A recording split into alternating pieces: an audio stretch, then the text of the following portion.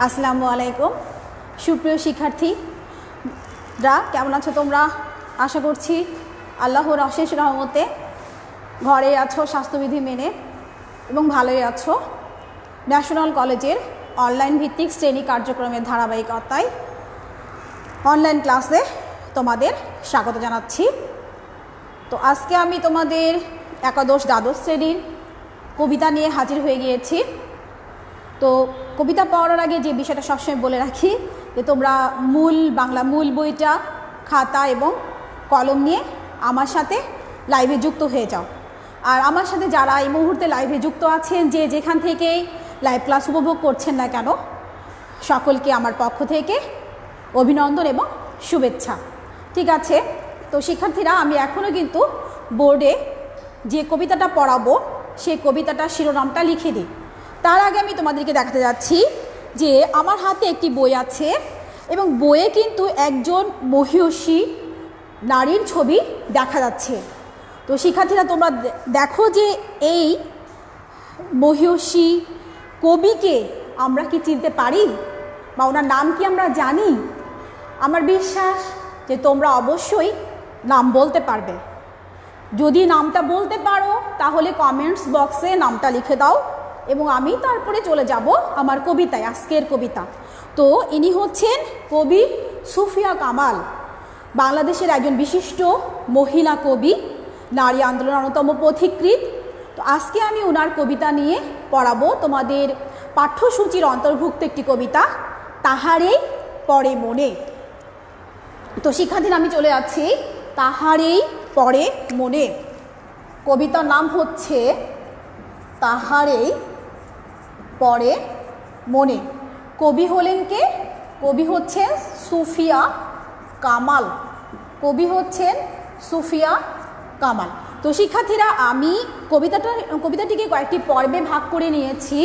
তো আজকে এই কবিতার আলোকে আমার প্রথম ক্লাস। তো প্রথম ক্লাসে আমি যে বিষয়গুলো পড়াবো সেটা হচ্ছে, দেখো, যে কবি পরিচিতি, শব্দার্থ এবং পাঠ পরিচিতি। পরবর্তী ক্লাসে আমি তোমাদেরকে কবিতার যে চরণ আছে সেটা আমি বিশ্লেষণ করব এবং মূল যে বক্তব্য আছে সেটা নিয়ে আলোচনা করব। তো শিক্ষার্থীরা, আমি একটু কবির জন্ম বা কবি সম্পর্কে আমরা একটু জানি। কবি সম্পর্কে আমরা একটু জানি। তো দেখি এই মুহূর্তে কেউ আসছো নাকি আমার সাথে? হ্যাঁ, আমার সাথে আছে, আমার সাথে আছো। আমার সাথে এই মুহূর্তে যারা লাইভে আছেন তাদের সকলকে আমার পক্ষ থেকে অশেষ ধন্যবাদ। আচ্ছা, তো কবি সম্পর্কে একটু জানি। সুফিয়া কামাল 1911 খ্রিস্টাব্দের 20 জুন বরিশালে জন্মগ্রহণ করেন। জন্ম হচ্ছে 1911 খ্রিস্টাব্দের 20 জুন বরিশালের নানাবাড়িতে জন্মগ্রহণ করেন। পৈতৃক নিবাস কুমিল্লায়। সুফিয়া কামালের পৈতৃক নিবাস কোথায়? কুমিল্লায়। সুফিয়া কামালের পৈতৃক নিবাস কুমিল্লায়। জন্ম পরিচয় সম্পর্কে একটু জানি। কবির জন্ম দেখো। আচ্ছা, পৈতৃক নিবাস কুমিল্লায়।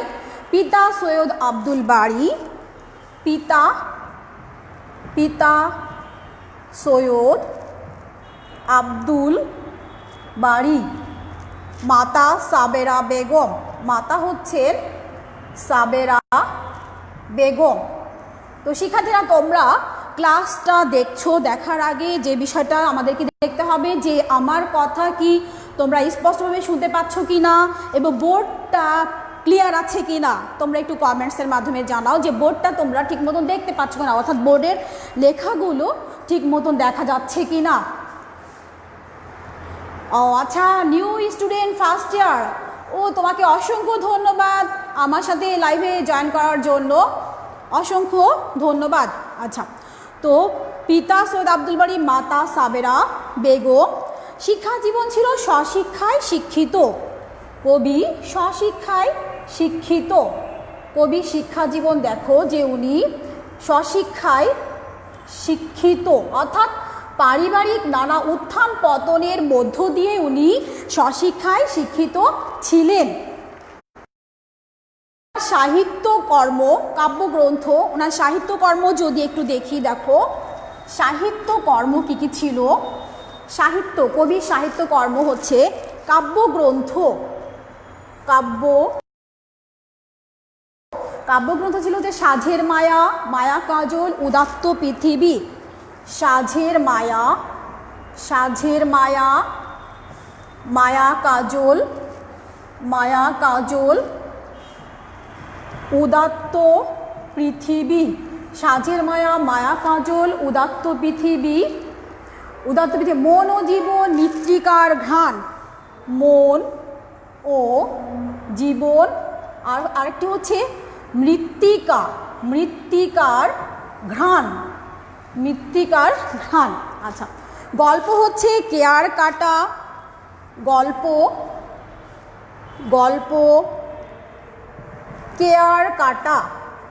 হচ্ছে কেয়ার কাটা। ভ্রমণ কাহিনী, সোভিয়েতের দিনগুলি। ভ্রমণ কাহিনী সোভিয়েতের দিনগুলি। ভ্রমণ কাহিনী হচ্ছে সোভিয়েতের দিনগুলি। স্মৃতিকথা হচ্ছে ৭১-এর ডায়েরি। স্মৃতিকথা হচ্ছে ৭১-এর ডায়েরি। মনে হয় তোমরা অনেকেই পড়েছো ৭১-এর ডায়েরি। আচ্ছা, ৭১-এর ডায়েরি। আচ্ছা, শিশুতোষ গ্রন্থ হচ্ছে ইতল বিতল এবং নওল কিশোরের দরবারে। শিশুতোষ গ্রন্থ হচ্ছে, অর্থাৎ শিশুদের জন্য উনি লিখেছেন।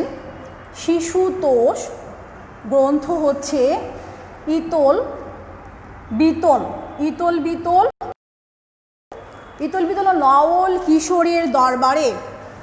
নওল কিশোরের দরবারে, ইতল বিতল এবং নওল কিশোরের দরবারে। আচ্ছা, একটি উল্লেখযোগ্য বিষয় হচ্ছে যে তিনি সাহিত্য সাধনা ও নারী আন্দোলনে ব্রতী হয়েছিলেন।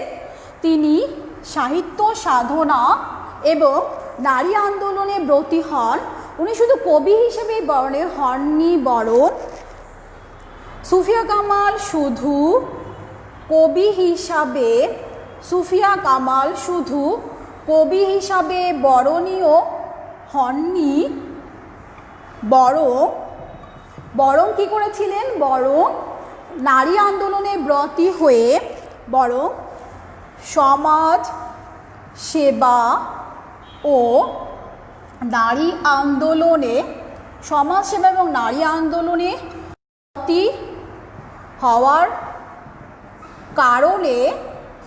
ব্রতী হওয়ার কারণে ওনাকে বাংলাদেশের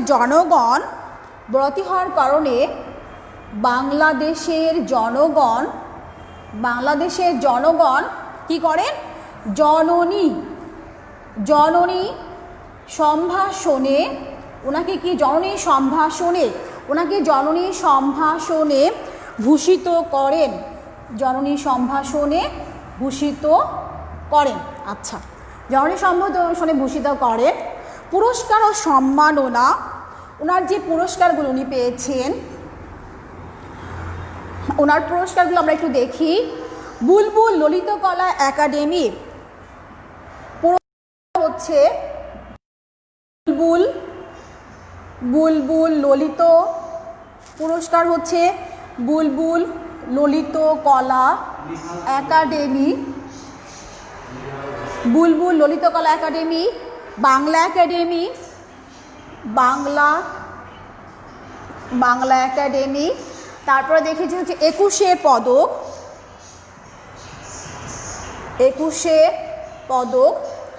পদকের পরে হচ্ছে নাসির উদ্দিন স্বর্ণ পদক।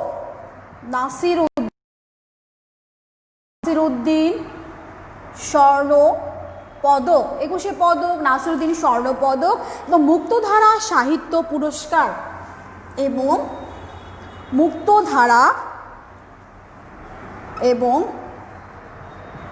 মুক্তধারা সাহিত্য পুরস্কার উনি লাভ করেন। আচ্ছা, তাহলে ওনার এই গেল হচ্ছে পুরস্কার এবং সম্মাননা। আচ্ছা, এবার দেখি যে উনি 1999 খ্রিস্টাব্দের 20 নভেম্বর ঢাকায় পরলোক গমন করেন। ওনার মৃত্যুটা দেখি এবার। মৃত্যুটা হচ্ছে 1900 অর্থাৎ জীবনাবসান। ওনার জীবনাবসানটা দেখো শিক্ষার্থীরা, জীবনাবসান 1999 খ্রিস্টাব্দের 20 নভেম্বর ঢাকায়, 1999 খ্রিস্টাব্দের 20 নভেম্বর ঢাকায় পরলোক গমন করেন। আচ্ছা, তাহলে এই কি গেল কবি পরিচিতি। আমরা কবি সুফিয়া কামাল সম্বন্ধে জানলাম। মূল কবিতায় প্রবেশ করার আগে আজকে আমার যে বিষয়গুলো হচ্ছে কবি পরিচিতি, শব্দার্থ এবং পাঠ পরিচিতি। তো শিক্ষার্থীরা আমরা কবি সম্পর্কে অল্প বিস্তার হলেও জানতে পারলাম। এবার আমি যাব এই কবিতা যে তাহারে পরে মনে, এই কবিতা থেকে কিছু শব্দার্থ, যাব। কিছু শব্দের অর্থ আমরা মূল কবিতা পাঠের আগে জানবো শব্দার্থ। তার আগে আমি একটু দেখি যে তোমরা শুনতে পাচ্ছ কি না। মাইশা, হ্যাঁ মাইশা মিথু, ইসরাত জাহান, জি মিস, সব ক্লাসে ঠিক আছে। তো তোমরা ক্লাস দেখছো, এই জন্য তোমাদেরকে অসংখ্য ধন্যবাদ। শব্দার্থ দেখো, শরিয়া, শব্দার্থ হচ্ছে শরিয়া। আজকে কিন্তু শব্দের অর্থগুলো আমি লিখে দিচ্ছি, কিন্তু কোনো একটা ক্লাসে কিন্তু আমি জিজ্ঞাসা করব, অর্থাৎ কমেন্টস বক্সের মাধ্যমে জানতে চাইব, কমেন্টস বক্সের মাধ্যমে উত্তরগুলো জানতে চাইব। শরিয়া মানে হচ্ছে স্মরণ করে। রিক্ত শব্দের অর্থ হচ্ছে খালি বা শূন্য। রিক্ত শব্দের অর্থ হচ্ছে খালি বা শূন্য। আচ্ছা, তারপরে হচ্ছে বিষণ্ণ। শিক্ষার্থীরা একটু লিখে নাও, বিষণ্ণ। ম্লান, বিষণ্ণ হচ্ছে ম্লান। তারপরে হচ্ছে অগোচরে, অপ্রত্যক্ষ,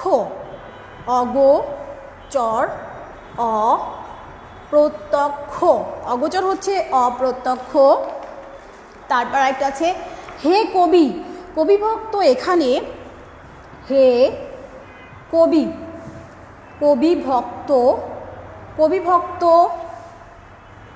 এখানে কবিকে হে কবি বলে সম্বোধন করেছেন।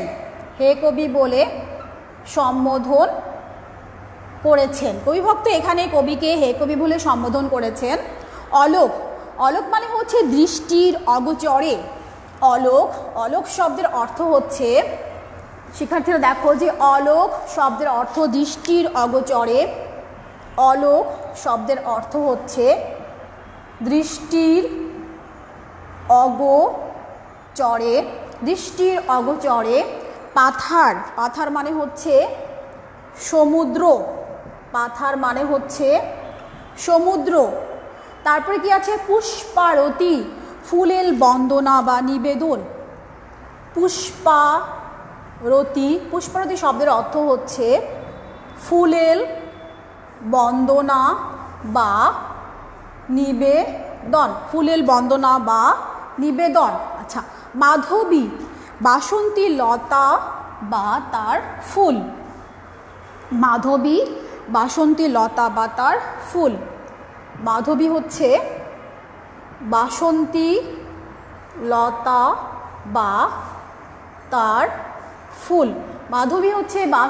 লতা বা তার ফুল। অর্ঘ্য বিরোচন, অঞ্জলি বা উপহার রচনা।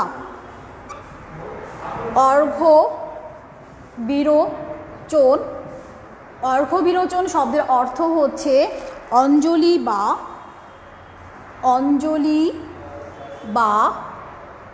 উপহার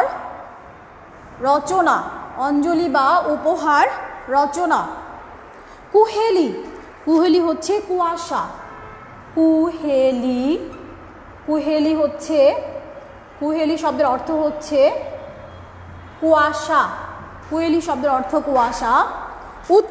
উত্তরী হচ্ছে চাদর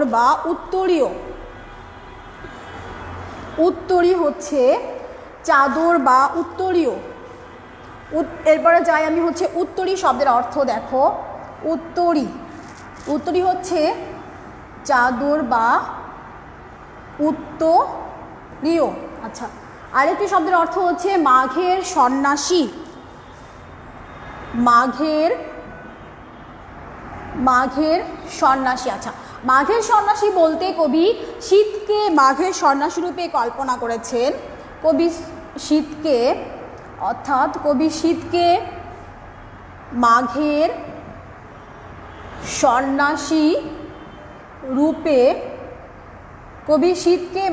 সন্ন্যাসী রূপে কল্পনা করেছেন।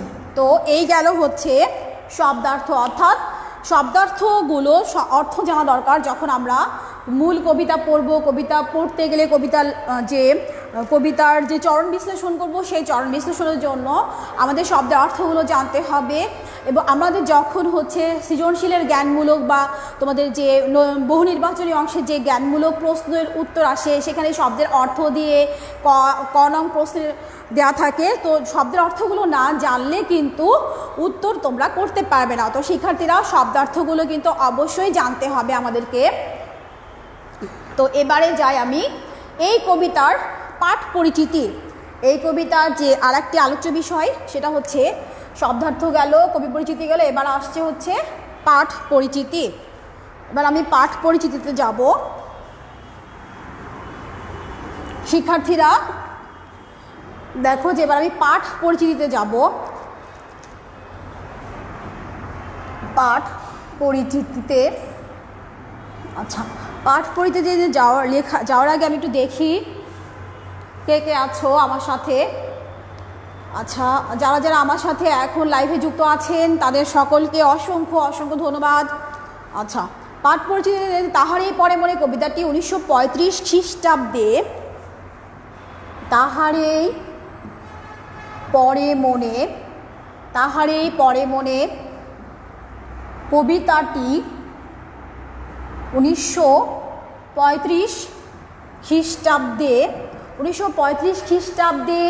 মাসিক মোহাম্মদী পত্রিকায়,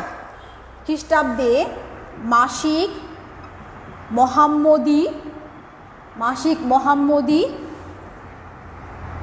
পত্রিকায় 1935 খ্রিস্টাব্দে মাসিক মোহাম্মদী পত্রিকায় প্রথম প্রকাশিত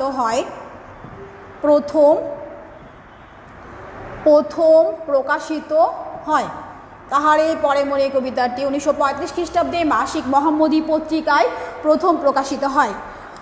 আচ্ছা, এই কবিতায় প্রকৃতি ও মানব মনের সম্পর্কের, দেখো যে এ কবিতায়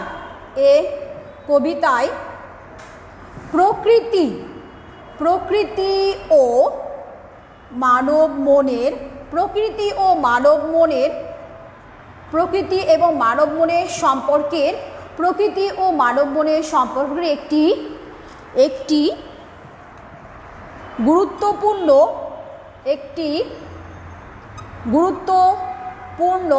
একটি গুরুত্বপূর্ণ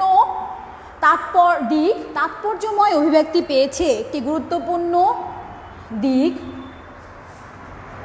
তাৎপর্যময় অভিব্যক্তি পেয়েছে। অর্থাৎ এই কবিতাটি প্রকাশিত হয় প্রথম মাসিক মোহাম্মদী পত্রিকায়। আর এই তাহারে পরে মনে কবিতাটিতে প্রকৃতির সাথে মানব মনের যে একটি সম্পর্ক আছে, এই বিষয়টাই একটি গুরুত্বপূর্ণ যে দিক, সেটাই তাৎপর্যময় অভিব্যক্তি পেয়েছে। অর্থাৎ যখন আমরা কবিতাটি পাঠ করব তখন এই বিষয়টি সম্পর্কে আমরা আরও ভালোভাবে জানতে পারবো।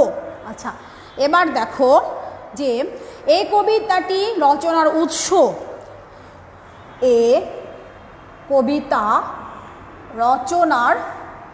উৎস, আচ্ছা, এই কবিতাটি কেন লেখা হয়েছে? যে কবি সুফিয়া কামালের সাহিত্য সাধনার উৎস, কবি সুফিয়া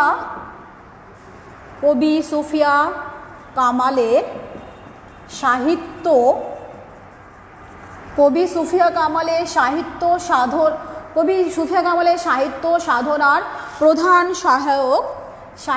সাধনার প্রধান সহায়ক সহায়ক স্বামী সৈয়দ নেহাল হোসেন, স্বামী সৈয়দ নেহাল হোসেনের আকস্মিক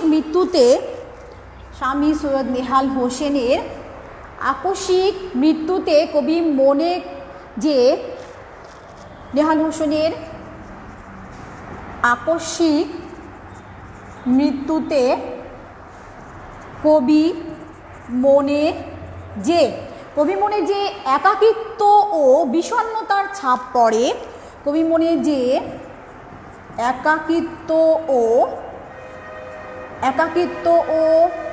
বিষণ্ণতার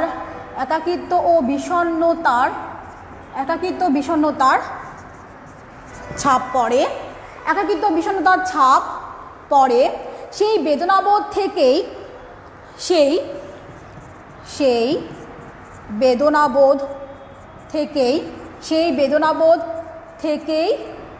এ কবিতার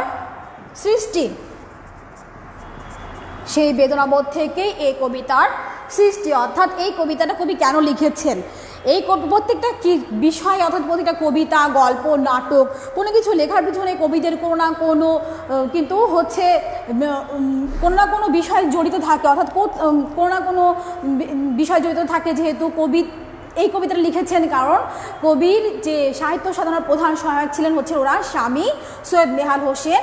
তো নেহাল হোসেন আকস্মিকভাবে মারা যাওয়ায় কবির মনে একাকিত্ব এবং বেদনাবোধ সৃষ্টি হয় এবং সেই সৃষ্টির ফলে কবি এই কবিতাটা লেখেন। আচ্ছা, তো দেখো এরপরে যাই আমি, যে কবিতাটির আরেকটি লক্ষণীয় বৈশিষ্ট্য হচ্ছে, শিক্ষার্থীরা দেখো তোমরা যারা আছো তারা একটু বোর্ডে দেখে নাও যে এই কবিতাটা রচনার উৎসটা কি। তো আরেকটু আছে, দেখো এই কবিতাটা রচনার উৎস তো গেল যে যেহেতু কবির ব্যক্তি জীবনের ঘটনা থেকে কবি এই কবিতাটা লিখেছেন। আচ্ছা, কবিতাটির লক্ষণীয় বৈশিষ্ট্য হচ্ছে এর নাটকীয়তা। কবিতাটির আরেকটি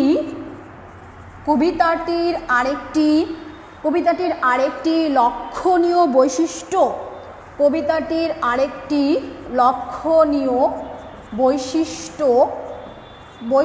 হচ্ছে এর নাটকীয়তা।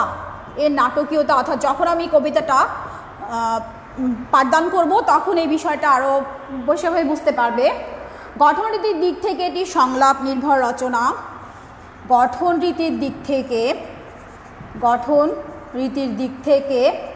কবিতাটি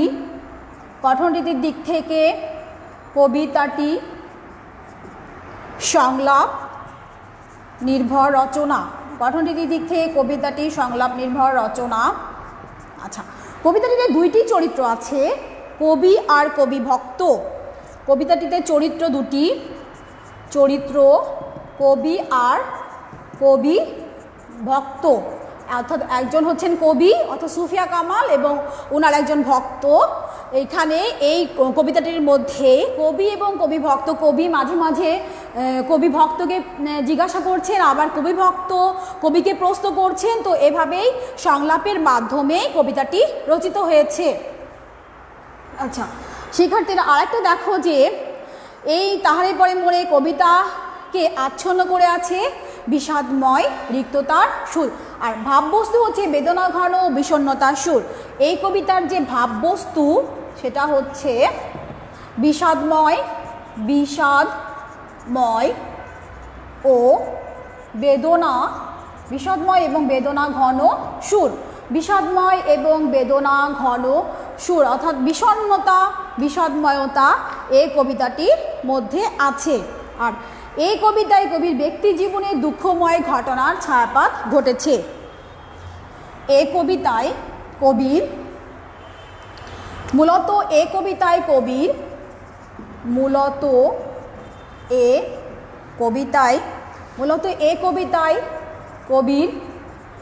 ব্যক্তি জীবনের দুঃখময় ঘটনার ছায়াপাত ঘটেছে, দুঃখময় ঘটনার ছায়াপাত ঘটেছে। তো শিক্ষার্থীরা, প্রথমে আমরা কি জানলাম?